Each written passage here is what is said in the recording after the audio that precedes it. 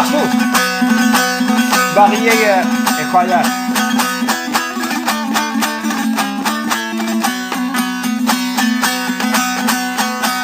چند شیری که با پدر رده بدل کردن، از پدر خداحافظی گرفت و آقا خود را رفتن به صندوقچه.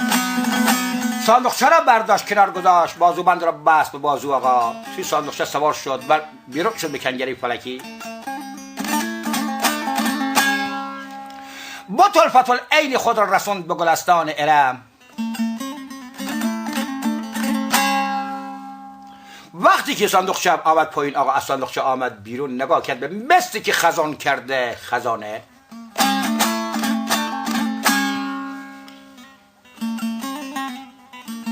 حج داد بیدار گل را گم کردم،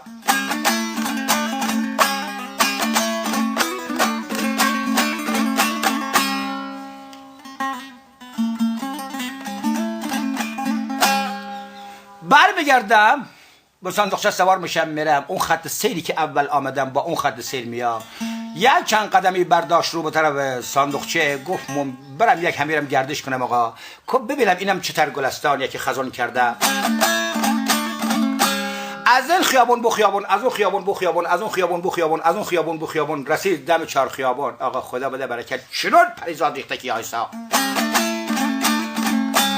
کوچه کرد و کوچه کرد و کوچه کرد، وارد توی دایره شد. نگاه کرد که آقا یک نفر روی تخت خواب خوابیده، رو انداختن روش، حوری زعفران یک طرف رو گرفته، حوری لقا یک طرف رو، رخت خواب را زد بالا. نگاه کرد به مانند شبنمی که صبح صادق سر گل قرار میگیره، عرق روی شکل دختر قرار گرفته. خان صنم پریزاد سر دختر را برداشت، گذاشت روی زانو، دوتا را کشید.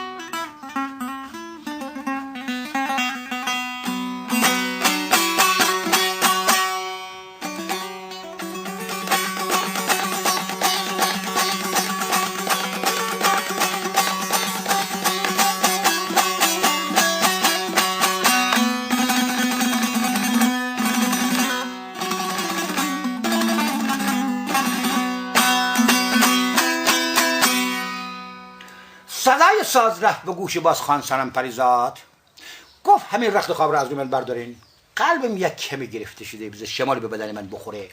رخت خواب را برداشتن آقا، اون رو اندازی که داشت روی از این برداشتن آقا. وقتی که برداشتن، یک از این شانه به این شانه دیگر، از این شانه به این شانه دیگر قلتید و رو به طرف خواهر کوچیکیش کرد. گفت هوری جون، گفت جانا، گفت به این پریزاتا بگو بپاشن از هم دیگر، یک شمال به بدن من بخوره. پریزاتا را مرخص کردش و رفت. گفت هوری جون، هوری زعفران جون، گفت جانا، گفت تویم برو، اینم رفتش. گفت هوری لقا جون، گفت جانا، گفت تویم برو، اینم رفت. تکمون خودش.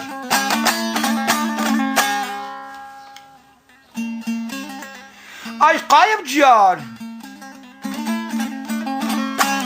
ای قایم جان، گفت جانا بیبی جان، خودت رو آشکار کن، والله به خدا به رسول یک تیکه چوبه.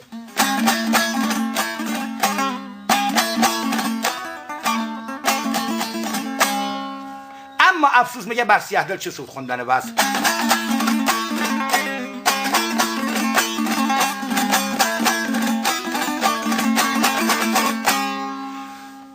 با اون خدایی که برای تو رو جون داده، اگر خودت رو آشکار بکنی آشکار کن، آشکار نکنی با همین خنجر چنان به لوح و سینم بزنم که نوکش از تخت خوشتم بیاد بیرون.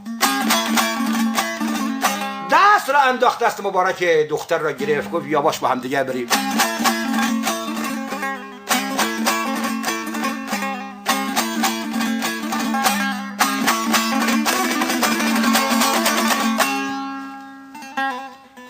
ولم کن.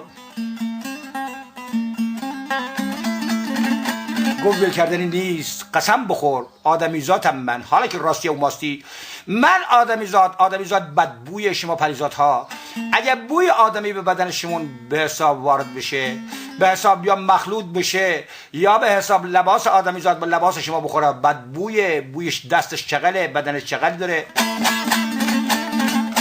ای قایم جان قولی باشی به اون بازوبندی که در بازوی حضرت سلیمانه، به اون هیکلی که در بازوی حضرت سلیمانه، قولی باشی، از بیابانه باشی آمده باشی، قبولیت دارم. گو همسر من میشی، گو عرض کردم. گو همخواب من میشی، گو عرض کردم. گو همکف من میشی، گو عرض کردم. به اون هیکلی که در بازوی حضرت سلیمانه. پسر بازوبند امیر مؤمنان رو باز کرد.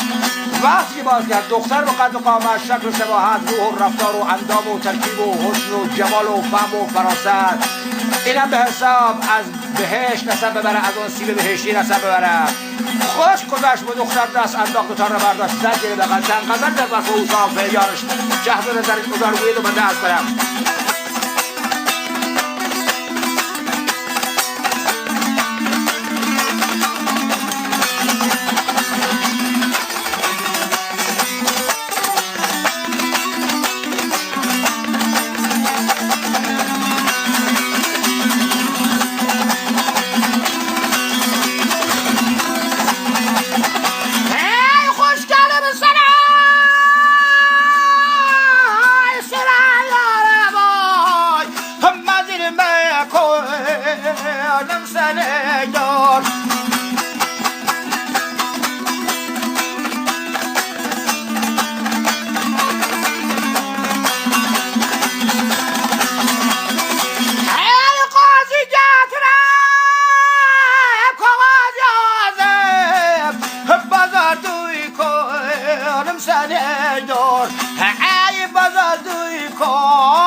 سری دو روزار جا پاک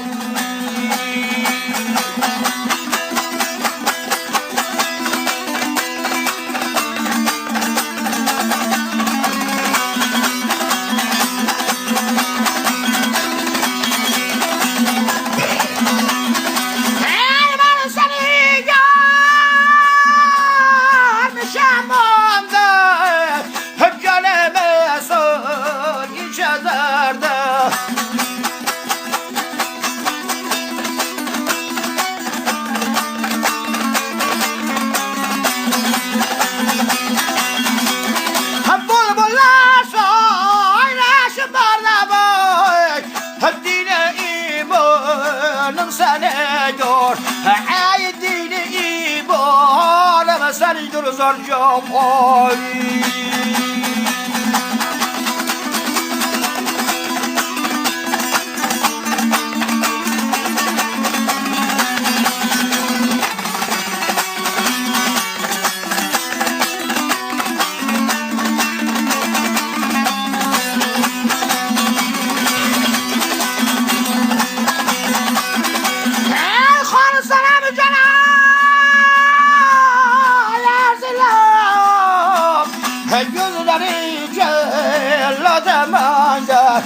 بیاری بودم شاکره یوم عیوز لنی فرهاد منظرم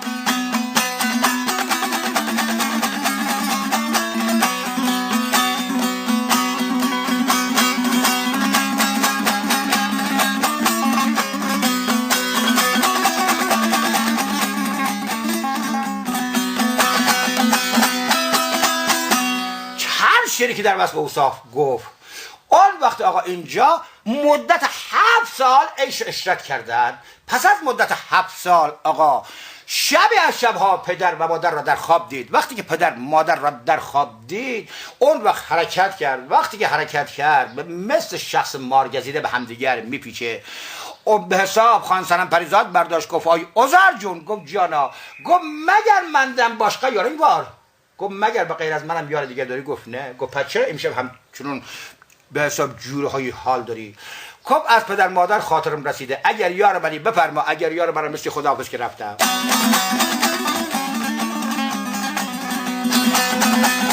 ای عذر جا گفت جانا. گفت بگی جب خوشولن.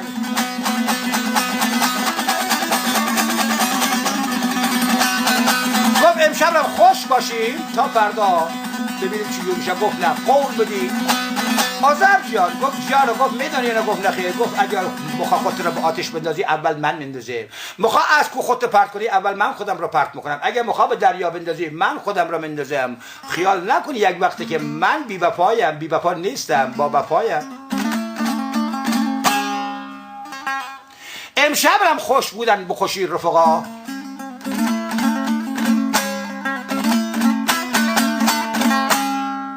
صبح حرکت کرد آقا، دست خواهر کوچکی رو گرفت که هوری زفران باشه، آورد توی میدان. 40,000 پریزاد را صدا زد، گفت کسی که دست من را قبول کرده دست خواهر کوچکی را قبول کنه به سلطنت. آقا به وزن سبک، به خرج کردن گران، جمع کردن خورجین، اکمه خورجین مرجیناشون رو پر کردن آقا، حرکت کردن از لعل و جواهرات و دهانه های قیمتی و گوهرهای شب چراغ، حرکت کردن آقا مراجعه کردن به ولایت دمشق. وقتی که رسیدن به ولایت دمشق خبر دادن به سلیم شاه دمشقی، به قوم قبیل و فامیل و اینها استقبال کردن، شر آینه بندی کردن مطربان خوش آواز، باده های نب در گردش ساقیان سیمنسا. پس از مدت 7 شبانه روز عروسی را برپا کردند.